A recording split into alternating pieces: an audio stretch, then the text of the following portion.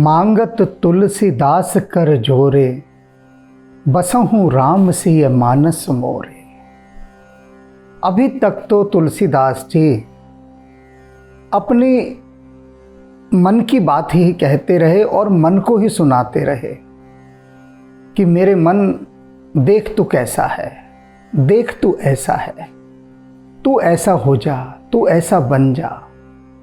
मन के सताए हुए तुलसीदास जी मन को न जाने कितने कितने प्रकार से समझाते बुझाते रहे, उसकी हरकतें बताते रहे, जन्मों जन्मों के उसके दोष अवगुण पाप को जनाते रहे। और इस मन के कारण उनको कितना भटकना पड़ा, यह सब भी अपने मन को बताते रहे। आज तुलसीदास जी ने मन को छुट्टी दे दी है। आज मन को उल्हाना नहीं दे रहे, आज तो अपनी जीभ को उल्हाना दे रहे हैं, जीभ से बात कर रहे हैं। और ये बहुत गहरी और बड़ी बात है कि शरीर के अंगों के साथ बात करना। तो सबसे पहले जो चुना तुलसीदास जी ने आज, वह अपनी जीभ को सुना और अपनी जीभ से जरा बातचीत कर रहे हैं, उसे आईना दिखा रहे हैं, उससे कुछ सवालात कर रहे हैं। ये सब हमारे लिए है, हमारे लिए। सुनते हैं क्या कह रहे हैं तुलसीदास जी अपनी जीभ से। काहे न रसना राम ही गावही। कहते हैं, ओ मेरी रसना। जीभ को रसना कहते हैं, संस्कृत का शब्द है रसना। क्यों रसना कहते हैं? क्योंकि सारे रसों को जीभ ही तो ग्रहण करती है, इसलिए इसका नाम रसना है। तो कह रहे हैं तुलसीदास जी, जिह्वा नहीं कहा, जिह्वा भी संस्कृत का शब्द है, उसे रसना कहा कि जो रस लेती है, उसे उल्हाना दे रहे हैं रसना कहकर। कह रहे हैं, काहे न रसना राम ही गावही। कि तू तो रस की चाहने वाली है ना, तुझे तो रस चाहिए ना, तो राम को क्यों नहीं गाते? राम रस से बड़ा रस तो कोई है ही नहीं। तू कैसी रसना है? कहती है मुझे रस प्रिय है, किंतु राम का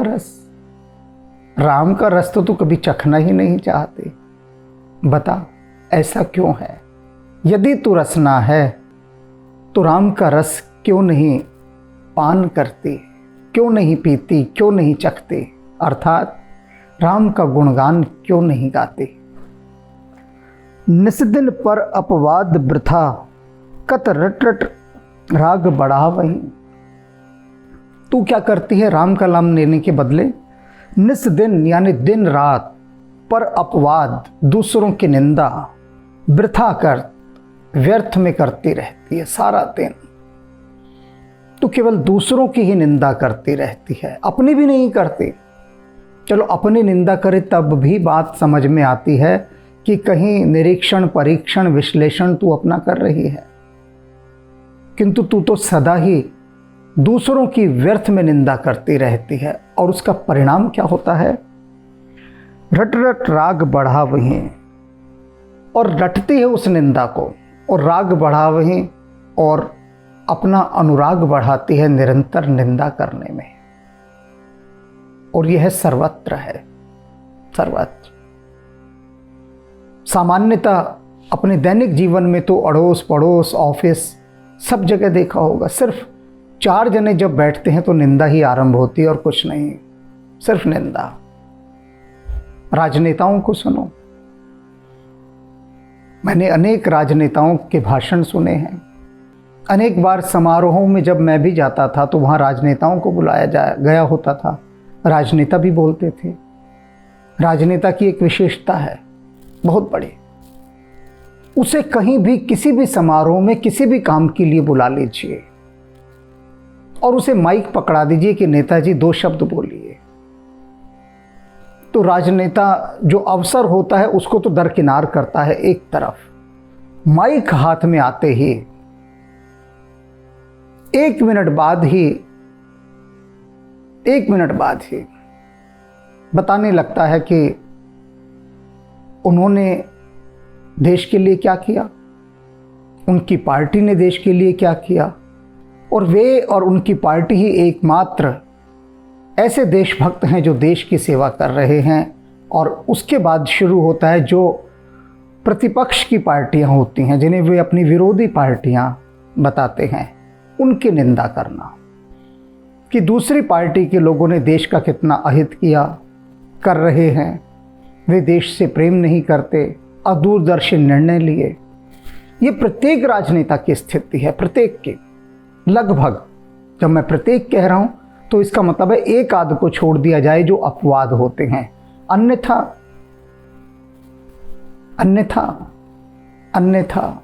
यही चल रहा है। माइक हाथ में आया और 1 मिनट तक अपनी उपलब्धियों का गुणगान कराया, उसके बाद यही बताना कि दूसरी पार्टी के लोगों ने देश का कितना अहित किया और कर रहे, पर निंदा, पर पार्टी की। यही एक मुद्दा होता है, वृथा निंदा, और कोई नहीं। क्योंकि ये जितने देश के राजनेता हैं, अब मेरे जैसे व्यक्ति के पास तो बैठेंगे नहीं आकर, कि मेरे पास आकर बैठे और मैं इन्हें समझाऊं कि वास्तव में स्पीच देनी कैसे होती है, गरिमा क्या होती है, उसकी सौंदर्य क्या होता है। और ये सभी जगह हो रहा है। उनका बड़ा मंच है, बड़ा प्लेटफॉर्म है, लेकिन हाँ, कुछ ऐसे भी हैं जो बिल्कुल भी निंदा नहीं करते। कुछ, मुझे याद है, आचार्य विष्णुकांत शास्त्री हुआ करते थे, हिमाचल प्रदेश के गवर्नर थे, बाद में उत्तर प्रदेश के गवर्नर बने। तो उनका मेरे प्रति बड़ा स्नेह था, बहुत स्नेह। और जब भी वे दिल्ली आते थे तो मुझे बुला लेते थे, मैं और मेरी पत्नी दोनों जाते थे और खूब भजन सुनाते थे वे हमें। हम 3 जने ही होते थे, मैं, मेरी धर्मपत्नी और आचार्य विष्णुकांत शास्त्री जी। राम कथा सुनाते थे, सुंदर भजन सुनाते थे, संस्कृत का गायन सुनाते थे। कभी उन्होंने राजनीति का एक शब्द नहीं कहा, कभी। मैं उन्हें गुरु रूप में मानता था, लेकिन वे मुझे कहते थे, अरे छोड़ ईशान, कहाँ गुरु, अरे मित्र हैं हम। ये उनका बड़प्पन था, उनका बड़प्पन। उनके मुख से मैंने एक भी शब्द राजनीति का नहीं सुना। गवर्नर, जब उनको उत्तर प्रदेश का गवर्नर बनाया गया, तो जब दिल्ली में बुलाया उन्होंने बातचीत करने के लिए, हमें भजन गाते थे, अपना मंडली बन जाती थी, हम तीनों की संगत होती थी खूब। तो उन्होंने मुझे कहा कि ईशान, लगता है राम जी नहीं चाहते मैं उनकी भक्ति में डूबा रहूं, इसलिए उन्होंने मुझे उत्तर प्रदेश का गवर्नर बना दिया। वहाँ पर दायित्व अधिक हैं, बड़ा क्षेत्र है, भूभाग बड़ा है, अधिक दायित्व हैं। हिमाचल प्रदेश में मुझे समय मिल जाता था भक्ति करने का, तो हमने भी कह दिया राम जी जैसी इच्छा। और कभी तुम यहाँ आ जाते हो तो थोड़ा मन और तृप्त हो जाता है। उनके लिए मेरी पत्नी ने, वे चित्रकार हैं, शास्त्री जी का एक पोर्ट्रेट बनाकर दिया था, उनका तैल्य चित्र। तो उसको वे इतने मुग्ध भाव से देखते रहे और बोले, हंसकर बोले कि ईशान, ऐसा लग रहा है कि जैसे हम अपने जुड़वा भाई के साथ खड़े हों। इतने सरल और भक्त थे वे। ऐसे भक्त हृदय यदि राजनीति में आ जाएं, तो ये राजनीति मानसरोवर की झील बन जाए, कोई किसी की निंदा नहीं। इतने समय शास्त्री जी का साथ रहा, लेकिन मैंने कभी आचार्य विष्णुकांत शास्त्री जी के श्री मुख से किसी के लिए निंदा का एक शब्द नहीं सुना, न राजनीति की कोई बात सुनी। ऐसे लोगों को अपवाद कहा जाता है, विरले महापुरुष। लेकिन संसार क्या है, जो तुलसीदास जी कह रहे हैं, निस्दिन पर अपवाद वृथा कत रटरट राग बढ़ावहि। दिन रात दूसरों की निंदा कर करके उसमें अपना राग, अपना अनुराग, अपना प्रेम निंदा रस में और बढ़ाता है मनुष्य। और यह निंदा कौन करता है? रसना, जीव।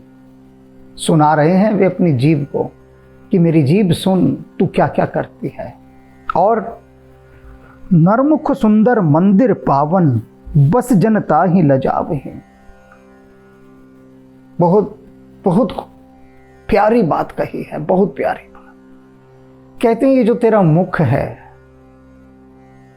जीव तेरा ये जो मुख है जिसमें तू रहती है, ये प्रभु का बहुत सुंदर घर है, बहुत सुंदर घर। लेकिन उस सुंदर घर में रहकर तू विषय वासनाओं की बातें कर कर कर क्यों इस सुंदर मुख को लजाती है। मुझे 2-3 घटनाएं याद हैं, भुलाई नहीं जा सकती। एक व्यक्ति को मैंने देखा, बहुत आलीशान कार में से उतरा, चश्मा लगाया हुआ था धूप का, और जैसे कोई हॉलीवुड फिल्म का हीरो हो, सिगरेट निकाली, सुलगाई, हवा में धुआं उड़ाया। बहुत खूबसूरत युवक। और उसके साथ एक सिनेमा हॉल के बाहर खड़े थे, उन्होंने गाड़ी रोकी थी, शायद फिल्म देखने जा रहे होंगे। तो उनके साथ उनकी पत्नी भी थी, पत्नी ही रही होगी, वह भी अपूर्व सुंदरी, दोनों बहुत सुंदर। पास में से कोई एक व्यक्ति निकला, मजदूर था, और उसकी जरा सी टोकरी जो उसके पास थी, वो टोकरी उस युवक से जरा सी छू गई, छू भर गई। और उसके बाद उस युवक ने जो गालियां दी उसे, जो गालियां दी, न केवल युवक ने बल्कि उसके साथ जो उसकी स्त्री भी थी, इतनी गालियां दी, इतनी गालियां दी कि मेरा सर उन गालियों को सुनकर लज्जा से झुक गया। क्या कुरूप मुख है मेरे मुख से निकला, कितना कुरूप मुख है, जिसे मैं आपसे कुछ देर पहले सुंदर कह रहा था, लगा कितना कुरूप है। क्योंकि उसकी जीभ ने उसके सारे सौंदर्य को कुरूप बना दिया, कलंकित कर दिया। भद्दा चेहरा हो गया, बहुत भद्दा चेहरा। गोरा रंग हो जाने से कोई सुंदर नहीं हो जाता, पतला हो जाने से कोई सुंदर नहीं हो जाता। ये सब तो राम जी की इच्छा है। किसी को गोरा बना दिया, किसी को काला, किसी को मोटा, किसी को पतला। इन सब चीजों से कोई फर्क नहीं पड़ता, कोई फर्क। और यदि गोरा ही रंग परमात्मा को प्यारा होता तो राम जी स्वयं गोरे होते, और भगवान कृष्ण, जिनका कि नाम ही काला है, कृष्ण, तो वे भी गोरे होते। स्वयं उन्होंने गोरा रंग नहीं चुना। तो ये जो सारी सुंदरता है उस व्यक्ति की, सारी सुंदरता क्षण भर में धूल में मिल गई। उसकी उन गालियों के माध्यम से उसका रोआ रोआ ये कह रहा था, देखो मैं कितना अमीर आदमी हूं, मेरे पास कितनी बड़ी गाड़ी है, तेरी हिम्मत कैसे हुई कि तू मुझे छू कर निकल गया। उसके अंग प्रत्यंग से, रोए रोए से उसका अहंकार, उसका घमंड, उसकी वाणी का सहारा लेकर निकल रहा था, सब कुछ गंदा कर रहा था। और ऐसे ही एक व्यापारी, इसकी भी चर्चा मैंने कहीं की थी, किसी एक व्यापारी के यहाँ बैठा था और उसके नौकर से दुकान का कोई सामान गिरकर टूट गया, और उसने वहीं बैठे बैठे इतनी गालियां अपने नौकर को दी, इतनी गालियां दी। तो मैंने उनसे कहा, लाला जी, अभी थोड़ी देर पहले तो आप धूप दीप जला रहे थे, राम का नाम ले रहे थे, उसी जीभ से अब गालियां देने लगे। ऐसे ही एक प्रसंग और है। सुबह एक व्यक्ति को देखा, मंदिर जा रहा है, बड़े सुंदर भाव के साथ, माथे पर तिलक लगाया, हाथ में थाली, उसमें फूल, नारियल भी रखा, और दिया भी था, माचिस भी थी, और उसने कुर्ता भी एक विशेष पहना हुआ था जो शायद मंदिर जाने के लिए ही रहा होगा, पीला पीला सा कुर्ता, एकदम धोती बांधी हुई, गली मोहल्ले का ही था। सामान्यतः तो धोती वोती नहीं पहनता था, लेकिन जब मंदिर जाता था तब। और संयोग से मैं भी सुबह उस समय निकल रहा था उसी रास्ते पर। तो मैंने क्या देखा कि उसका फ़ोन बजा, उसने जेब में से फ़ोन निकाला, मोबाइल, सीधे हाथ में थाली पकड़ी, धीरे धीरे मंदिर की ओर चल रहा नंगे पैर। अब से पहले वो राम नाम का जाप करता हुआ चल रहा था। जैसे ही फ़ोन उठाया, फ़ोन उठाने के 15 सेकंड बाद ज़ोर ज़ोर से उसने जो गालियां देनी शुरू की, जिससे वह बात कर रहा होगा उससे किसी बात से नाराज़ होगा, उसे इतनी भयंकर गालियां दी, चिल्ला चिल्ला कर गालियां दी, और मंदिर की सीढ़ियों तक पहुंच गया और सीढ़ियों पे जाकर बैठ गया। थाली भी मंदिर के एक तरफ रख दी सीढ़ियों पर, और भगवान के द्वार पर सीढ़ियों पर बैठ बैठकर उसे खूब गालियां दे रहा था। जब फ़ोन कट गया, बंद करके जेब में रख दिया, तब भी गालियां बकता रहा। मैंने उससे पूछा, मैंने कहा भाई अब किसे गालियां दे रहे हो? फ़ोन तो तुमने रख दिया, अब तो वह नहीं सुन रहा ना, तो अब राम जी को सुना रहे हो क्या ये गालियां? तो तब उसे होश आया कि ये वो कर क्या रहा था। खैर किसी तरह से शर्मा कर वो मंदिर के अंदर घुस गया। अब ये 3 प्रसंगों के माध्यम से तुलसीदास जी की जो ये बात है, इसकी मैं यहां पुष्टि करना चाह रहा हूं। जो तुलसीदास जी ने कहा कि ये जो अपनी जीभ से कह रहे हैं कि देख परमात्मा ने तुझे कितने सुंदर मंदिर के रूप के बीच में स्थापित किया। ये जो मनुष्य का मुख है, ये सुंदर मंदिर है, परमात्मा का मंदिर, और उस परमात्मा के मंदिर में तुझे वहां पर मध्य में स्थापित किया। किस लिए किया? कि तू श्री हरि का गुणगान कर सके। लेकिन तू क्या करती है? गालियां देती। ऐसे ही एक बिल्डर को देखा, जो बिल्डिंग बनाते हैं, बिल्डिंग बना बना कर बेचते हैं। मकान बना रहा था और मजदूरों ने कुछ गलती कर दी होगी, मिस्त्री ने, उसने इतनी गालियां दी, इतनी गालियां दी। तो मैंने उससे पूछा, भाई तुमने गालियां क्यों दी? कहता बिना गालियां दिए काम ही नहीं चलता, काम ही नहीं चलता। जब तक हम इनको गाली नहीं देंगे तब तक ये काम नहीं करेंगे। ऐसी धारणा और सामान्यता भी आप देखिए, मैं देखता हूं लोगों को बात कर रहे होते हैं, एक वाक्य में 3-4 गालियां वे दे देते हैं हर वाक्य में। बात का शुभारंभ ही गालियों से करते हैं अपना। बात बाद में आरंभ करेंगे, पहले गाली देंगे। किसी व्यक्ति के बारे में बात करनी है तो पहले उस व्यक्ति के लिए 2-4 गालियां देंगे, फिर उसकी बात आरंभ करेंगे। तो ये गाली जीवन का एक ऐसा हिस्सा बन गई है जो निरंतर मनुष्यों की जीभ को दूषित कर रही है।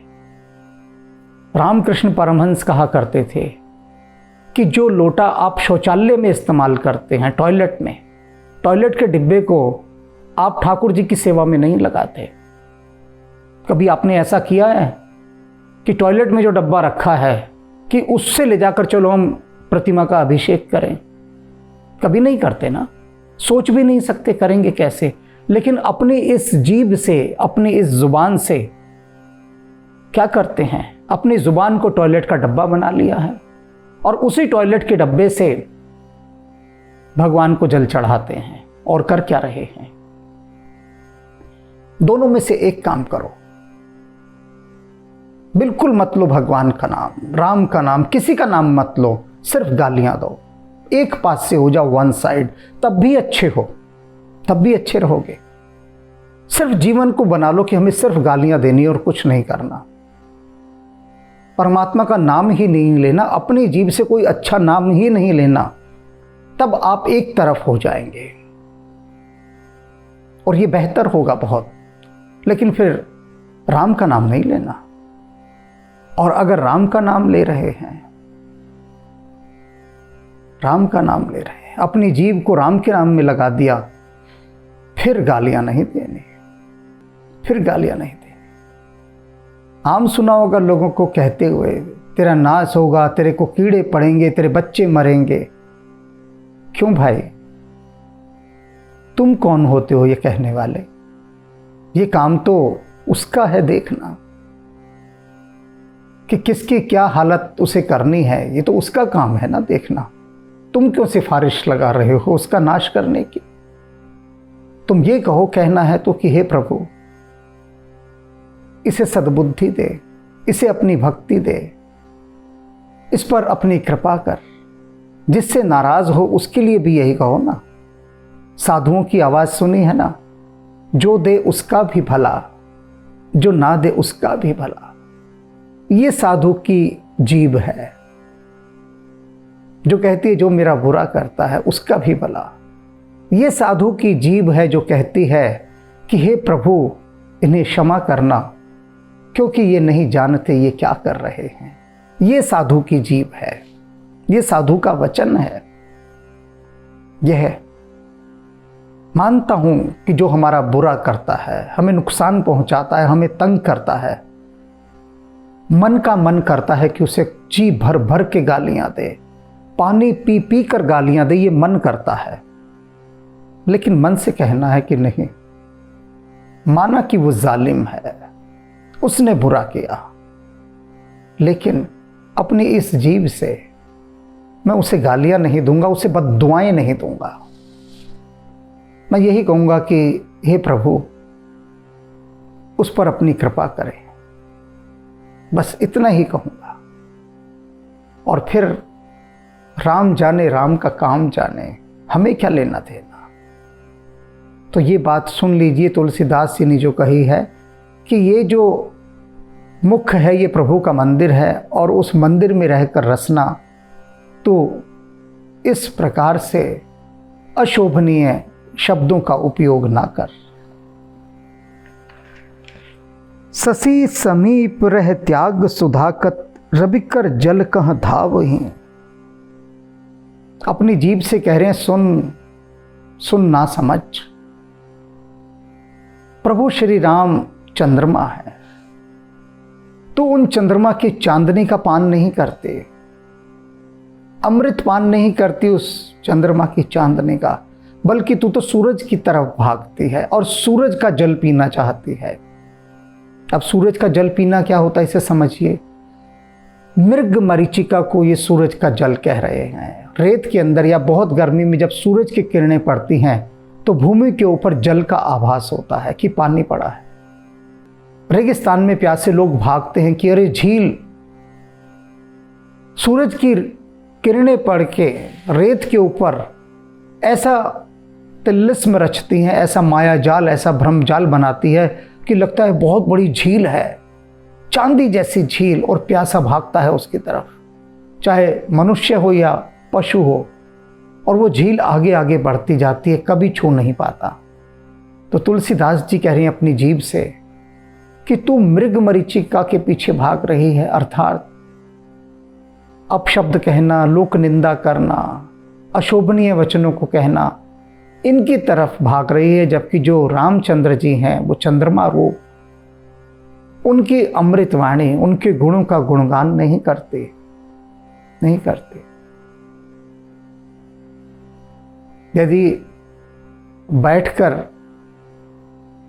किसी से कहो कि भैया देश की राजनीति की बात बताओ, 2-3 घंटे भी कम पड़ जाएंगे और वो पूरे देश की राजनीति का गुणगान कर देगा आपके सामने। उसे कहो भैया जरा राम जी का एक भजन सुना दे, वो चुप कर जाएगा, मन ही नहीं करेगा सुनाने, मन ही नहीं करेगा। ये स्थिति है, ये स्थिति। अर्थात व्यर्थ की चर्चा करने के लिए, गॉसिप्स करने के लिए, गप्पे मारने के लिए, डींगे हाँकने के लिए तो मनुष्य के पास बेहिसाब वक्त है, बेहिसाब। लेकिन वास्तव में भक्ति करने के लिए सिर्फ सुबह के नौटंकी वाले 2-3 मिनट हैं, उन्हीं में बस कर करा के तिलक शिलक लगा लिया, हो गया। दिन भर दुनिया देखे कि भक्त आए हैं। लेकिन सारी भक्ति तो इस जीभ से ही जान ली जाती है। ये जीभ बता देती है कि जीवों के प्रति, संसार के प्रति, अन्य सभी के प्रति आपके मन का भाव कैसा है। मन की सारी कहनी ये जीभ कह देती है। काम कथा कलि कैरव चंदने, सुनत श्रवण दे भावहीं। कह रहे हैं तुलसीदास जी की कुमुदनी जो होती है ना, कुमुदनी यानी कमलनी समझ लो, फीमेल ऑफ कमल, कमल का स्त्री रूप। तो जो कमलनी होती है कुमुदनी, वो चंद्रमा को देखकर बड़ा खेलती है, बहुत खेलती है। तुलसीदास जी कह रहे हैं कि अगर तू जितनी भी बातें संसार की करेगा ना, ये संसार रूपी कलयुग की बातें चांदनी बनकर तेरी इस जीव रूपी कमलनी को और खिलाती है। अर्थात जितना निंदा रस में डूबोगे, जितना निंदा रस में बहोगे, उतना ये जीव खुश होती है, खूब खुश होती है, आगे खूब बढ़ती है। तो कह रहे हैं कि तू क्यों निंदा रस की चांदनी अपनी इस जीव रूपी कमलनी को खिलाने के लिए बरसाता रहता है, क्यों? सुनत श्रवण दे भावहीन, और तेरे जो कान हैं इन्हें और भाव देते हैं, तू बड़े भाव से सुनता है कानों से इनको, वो भी साथ तेरा देते हैं। तिन ही हटक कहीं हरि कल कीरत, करण कलंक नसावहीं। कह रहे तू इन सब चीजों से हट जा और श्री हरि का कीर्तन कर। उनके कीर्तन से क्या होगा, प्रभु के नाम सिमरन से क्या होगा, उसको याद करने से क्या होगा कि तेरा ये जो कलंक है, तेरी जीभ का और तेरे कानों का, दोनों कलंक तेरे मिट जाएंगे। तूने आज तक गालियां दे देकर, लोगों को बद्दुआएं दे देकर, अपशब्द कह कहकर अपनी जीभ को और कानों को, दोनों को कलंकित कर लिया है। तो अब क्या कर, इस कलंक को धोने का समय आ गया है। और श्री हरि का सुमिरन, ये राम का नाम, ये राम का नाम एक ऐसा रसायन है, ये राम रसायन एक ऐसा रसायन, ऐसा केमिकल है, कैसे से भी कैसा दाग हो, कैसे से भी कैसा कलंक हो, सबको धो डालता है। तो तू एक काम कर जीव, तू आज से ही, अभी से ही राम के नाम का गुणगान आरंभ कर दे, जिससे ये कानों का और तेरा दोनों का कलंक मिट जाए, तुम लोग निर्दोष और निष्पाप हो जाओ। जात रूप मति जुगति रुचिर, मनि रच रच हार बनावहीं। शरण सुखद रवि कुल सरोज, रवि राम नृप ही पहिरावहि। कह रहे हैं अपनी जीभ से कि सुन, तेरी बड़ी इच्छा होती कि राम जी को मैं हार पहनाऊं। बिल्कुल सही बात है, इच्छा होती है राम जी को हार पहनाऊं। और राम जी कौन है? राम जी सूर्य हैं, और सूर्यवंशी कुल जो है वह कमल है। उस कमल को खिलाने के लिए प्रभु श्री राम सूर्य रूप कमल हैं, सूर्य रूप हैं, जिससे ये सारे भक्त जितने हैं ये कमल हैं। और राम क्या है? सूर्य। तो सूर्य को देखते ही कमल खिल जाता है। ऐसे ही सूर्य रूपी प्रभु श्री राम के गले में तू क्या चाहती है? हार पहनाना।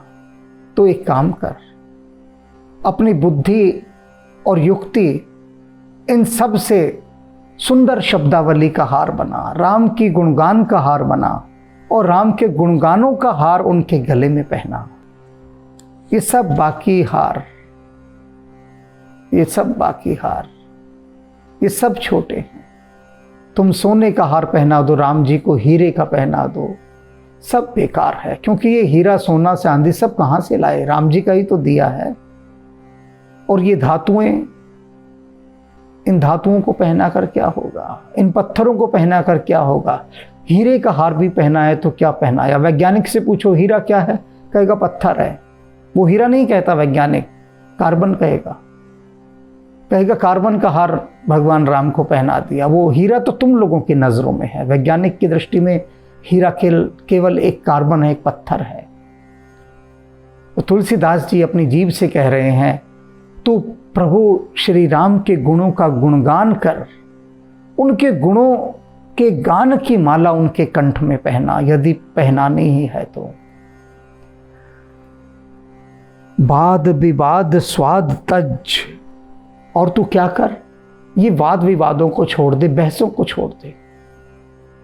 जो बहस लगी हुई है ना जीवन में, उन्हें छोड़ दे, निंदाओं को छोड़ दे, और स्वाद तज, अपने ये स्वाद छोड़ दे।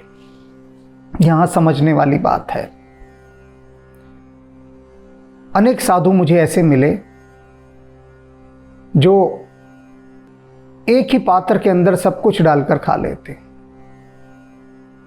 किसी की हम भोजन पर गए थे, वहां एक हमारे गुरु भाई भी आए हुए थे। उन्होंने एक थाली ली और उसमें सब कुछ, दही भी, चावल भी, सब्जी भी, जो भी कुछ उन्होंने दिया, मिठाई भी, सब उसमें डाल दी। उसको ऐसे घोल दिया, बैलों की जैसे सानी बनाते हैं, सब कुछ घोल के और फिर खाने लगे। और मैंने तो एक एक चीज अलग रखी हुई थी। तो मैंने उनसे कहा, ये ऐसा क्यों कर रहे हो भाई? उन्होंने कहा, हम सब स्वादों से परे जाना चाहते हैं, इसलिए हम किसी भी स्वाद में नहीं फंसते। और वो इन पंक्तियों का गलत अर्थ लिया गया जो कहा इन्होंने, स्वाद तज, कि स्वाद को छोड़ दे अपने। मैंने कहा सुनो, ये सब चीजों को मिलाकर भी जो एक बना वो भी तो एक स्वाद हो गया। तो तुमने तो अपना एक नया स्वाद रच लिया और इस स्वाद में तुम जकड़े गए, बंधनग्रस्त हो गए, बंधनग्रस्त हो गए कि सब चीजों को मिलाकर खाना एक जिद पर अड़ गए। और जिन्होंने भोजन पर बुलाया, इतना परिश्रम करके, इतनी मेहनत करके एक एक चीज बनाई, और तुमने सबका गुड़ गोबर कर दिया, सबको मिला दिया, सबको मिला दिया, और मिलाने के बाद एक नया स्वाद रच डाला, नया ही स्वाद। मैंने कहा मैं तो ऐसा नहीं करता। अगर मैं सबको ऐसे मिला दूं तो सारी सब्जियां, सारी व्यंजन, सारे पकवान वो तो नाराज हो जाएंगे, नाराज हो जाएंगे। वे कहेंगे कि अच्छा, हमें हमारे ही रूप में आपने स्वीकार नहीं किया, हम में ऐसा क्या दोष था, क्या अवगुण था, क्यों नहीं स्वीकार किया? तो इसलिए मैं हर सब्जी को उसके मूल स्वाद के रूप में स्वीकार करता हूं, और एक एक सब्जी का, एक एक मिठाई का उसका रस लेकर खाता हूं। मैं किसी स्वाद को नहीं छोड़ता। क्यों छोड़ दूं किसी स्वाद को? ये सारे स्वाद परमात्मा के ही तो बनाए हुए हैं। ये जिस स्वाद को छोड़ने की बात कही थी वे व्यर्थ के स्वाद थे। कौन से स्वाद? कि पाप का जो स्वाद है। अगर कोई स्वाद छोड़ना है तो पाप का छोड़ना है, पाप में रस नहीं लेना है। स्वाद तज, जिस स्वाद को तजने की बात ये कह रहे हैं, खाने पीने को तजने की बात नहीं कह रहे। अगर खाने पीने को तजने की बात कह रहे होते तो भगवान कृष्ण को 56 भोगों का भोग ना लगता। अगर स्वाद तजने की बात कह रहे होते तो जब प्रभु श्री राम राजमहलों में रहते थे तब उनकी थाली आप देखते, क्या थाली होती थी जो लग कर आते थे। मार दुनिया भर का सामान होता था खाने का, एक से एक स्वादिष्ट जो थाली लगते थे। और जब वनों में गए तो कंदमूल भी खाए उसी स्वाद के साथ। कोई स्वाद नहीं छोड़ना जीवन का। छोड़ना है तो पाप का स्वाद छोड़ना है, ये समझ लो बिल्कुल अच्छे से, नहीं तो भटकते रहोगे जीवन भर, जन्म जन्मों तक। और क्या कर, स्वाद तज भज हरि, हरि का भजन कर। ये स्वाद है असली, ये स्वाद है असली स्वाद। बाकी भी सब स्वाद उसी के स्वाद हैं। ओशो कहते हैं सब रंगों का स्वीकार, सब स्वादों का स्वीकार। ये जितने रंग हैं, जितने स्वाद हैं, सब उसी राम के तो हैं। तो जीवन में सब रंगों का स्वीकार होना चाहिए। बस ये जो पाप है, पाप का रंग है, इस रंग में नहीं रंगना। कीचड़ से ही तो दूर रहना होता है ना, कीचड़ से दूर रहना है, अन्यथा वही हो जाएगा कि जो रसना है ये वो उसमें रस लेती रहेगी।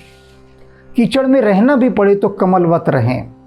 विवशता हो कि कीचड़ के बीच ही रहना है तो रहो कमल। इसीलिए तो परमात्मा ने बनाया, ये दिखाने के लिए कि कल को कोई कहे कि अगर मजबूरी है हमारी, हमें कीचड़ में ही रहना पड़ रहा है, तो अब क्या करें, हम तो कीचड़ जैसे ही हो जाएंगे। तो उसका भी विकल्प देखो परमात्मा ने रखा एक कमल की रचना की।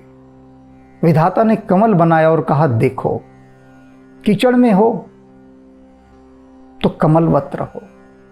इसलिए सभी प्रतीकों में जो कमल का प्रतीक है वो सर्वोत्कृष्ट प्रतीक है कि कीचड़ में रहकर भी कमल के समान, कि कीचड़ आपको छू ना सके, निर्लेप रहें। उसी कीचड़ के भीतर से कमल निकलता है, वहीं से सिर उठाता हुआ बाहर निकलता है। सारा कीचड़ नीचे फिसलता जाता है, ना कीचड़ की दुर्गंध रहती है, ना उसका एक कण भी कमल में रहता है, और वो ऊपर खिल जाता है सुगंधित सुवासित। ऐसे सरस चरित चित लाभ हैं, और वो जो प्रभु श्री राम का सरस चरित्र है उसमें ही तू अपने मन की लौ क्यों नहीं लगाता। जीव यदि तू ऐसा करेगी तो ये पूरा मन, पूरी चेतना सभी उसी में लग जाएगी। आप सोचिए, अगर आपकी जीभ से कभी किसी के लिए बुरा ना निकले और ये जीभ सदा राम नाम का ही गुणगान करती रहे, तो आपका मन कभी भटक सकता है, आप कभी लड़ सकते हैं। जब आपके मुंह से किसी के लिए गाली ही नहीं निकलेगी तो लड़ाई कैसे होगी। लड़ ही नहीं सकते आप, लड़ ही नहीं सकते, क्योंकि लड़ने के लिए सबसे पहले क्या होता है, जीभ से गालियां देनी होती है। जीभ की गालियां ईंधन बनती है, फ्यूल बनती है, आग लगती है उससे, और जब आग लगती है तो ब्लास्ट होता है, और वो ब्लास्ट होता है तो क्रोध लड़वाता है। फिर लड़ाई क्या है, धमाका, ब्लास्ट किससे हुआ, गालियों से। ये बात समझ लीजिए। तुलसीदास जी जीवन को पूरी तरह से रूपांतरित करने की, ट्रांसफॉर्म करने की यहां कीमिया बता रहे हैं। तुलसीदास भव तरहि तिहु पुरतु पुनित जस पावहि। अपनी जीभ से क्या कह रहे हैं तुलसीदास जी की, मेरी जीभ मेरी बात सुन। अगर तू ऐसा करती है कि निस दिन नाम सिमरन में ही डूबी रहती है, तो सबसे पहले तो तू तुलसीदास को तार देगी। कहते तेरी वजह से ही मैं नहीं पार उतर पा रहा, क्योंकि सारा दिन तू पाप की बोलियां बोलती है, पाप के गीत गाती है। तो यदि तू राम के गीत गाएगी तो ये तुलसीदास तर जाएगा। तू मुझ पे कृपा कर, मेरी जीभ मुझे पार लगा दे। और यदि तू मुझे पार लगा देगी तो तिहु पुरतु पुनित जस पावहि, और तीनों लोकों में तू भी बड़ा पवित्र यश प्राप्त करेगी। मुझे तो तारेगी ही तारेगी, मुझे तो पार लगाएगी ही लगाएगी। तीनों लोकों में तेरा भी बड़ा यश गाया जाएगा, बहुत यश। तो इसलिए समझ लीजिए कि इस जीव को बड़े नियंत्रण में रखना है। ये तो दौड़ दौड़ कर दुनिया को बद्दुआएं देना चाहेगी, उनके पापों को गिनाया जाएगी, लेकिन नहीं, इसे सुमिरन में लगाइए, इसे सुमिरन में लगाइए, पाप के गान में नहीं। और यहां एक बात और बता दूं, निंदा करना और विश्लेषण तथा मूल्यांकन करना दोनों में बड़ा भेद है, बहुत बड़ा भेद। क्योंकि मूल्यांकन करते समय दूसरे की कमियों को बताया जाता है, विश्लेषण करते समय बताया जाता है, लेकिन उसे निंदा नहीं कहते। ये भी बात समझ लीजिए। मूल्यांकन और विश्लेषण करते समय दूसरे की बुराई भी की जाएगी, उसकी कमियां भी बताई जाएगी, लेकिन फिर भी वह निंदा नहीं होती। क्यों नहीं होती? क्योंकि उसके पीछे न क्रोध होता, न दुर्भावना होती। यदि किसी के अवगुणों के बारे में उसे बताया जा रहा है, उनकी चर्चा की जा रही है, और उसके पीछे दुर्भावना नहीं है, करुणा है, प्रेम है, घृणा नहीं है, तो वह निंदा नहीं होती, फिर वह मूल्यांकन होता है, विश्लेषण होता है। और उस मूल्यांकन और विश्लेषण के पीछे एक भाव होता है कि किस प्रकार से इन त्रुटियों को, इन दोषों को दूर किया जा सके। क्योंकि जब तक हम किसी के दोष नहीं बताएंगे या किसी के अपने ही दोष नहीं जानेंगे, जब तक दोष नहीं जानेंगे तब तक गुण भी नहीं आएंगे, जब तक रोग नहीं जानेंगे तब तक स्वास्थ्य भी नहीं आएगा। किंतु यह बहुत उच्च अवस्था है, बहुत उच्च, इसलिए उनका मैंने अंतर डिफरेंस भी बता दिया है, डिफरेंस भी बता दिया। निंदा के पीछे क्रोध होता है, घृणा होती है, लेकिन मूल्यांकन और विश्लेषण के पीछे सहजता होती है। बस अपनी जीभ को अभी से ही राम के सुमिरन में लगा दीजिए और अपने जीवन से गालियों को बाहर कर दीजिए। गालियां बाहर, क्रोध भी बाहर। राम राम। मंगल भवन मंगलहारी, द्रवहु सुदशरथ अजिर बिहारी। हरि अनंत हरि कथानंता, कहहि सुनहि बहु विधि सब संता। रघुकुल रीति सदा चली आई, प्राण जाए पर वचन न जाई। कलयुग केवल नाम आधारा, सुमिर सुमिर नर उतरे हो पारा। दीन दयाल बिरदु संभारी, हरौ नाथ मम संकट भारी। जा पर कृपा राम की होई, ता पर कृपा करे हर कोई। मंगल भवन मंगलहारी, द्रवहु सुदशरथ अजिर बिहारी। जय सिया राम जय जय सिया राम, जय सिया राम जय जय सिया राम। जय सिया राम जय जय सिया राम, जय सिया राम जय जय सिया राम। जय सिया राम जय जय सिया राम, जय सिया राम जय जय सिया राम। जय जय सिया राम, जय जय सिया राम।